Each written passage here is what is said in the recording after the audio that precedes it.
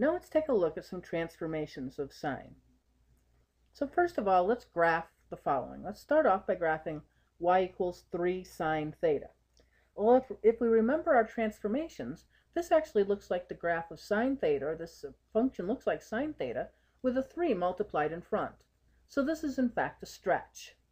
So all this is going to do is this is going to take the graph and make it be taller and higher on the above the axis and lower below the axis. It's just going to multiply each of the y values by 3, but not affect the x values. So notice I've done that, taking a look at the graph. The period here, and again I'm writing this in radians. Remember that from previous times that 2 pi radians is 360 degrees.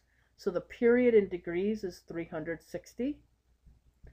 The midline, again, this goes up to +3 and down to -3, so the midline is still smack dab in the middle at y equals 0. But now the amplitude is 3. Notice the amplitude is 3 times the amplitude of sine theta. In fact, you might be noticing, and we'll be mentioning this later on, that if I change the number in front of the sine of theta, that number changes into the amplitude. And in fact, when I'm just dealing with sine theta, the number in front is 1, and that is the amplitude. So when I'm dealing with either sine or cosine, the coefficient in front of the sine function or the cosine function will in fact be our amplitude.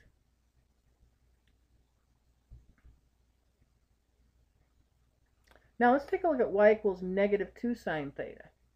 So now when I graph this, I have that 2 that's going to change my amplitude, but I have a negative, and remember the negative does the reflect over the x-axis.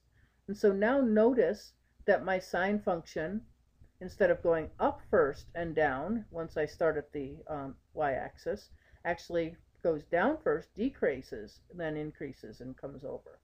And so the negative reflects it. So it's going to have the 2, which is going to change the amplitude, and the negative, which reflects it.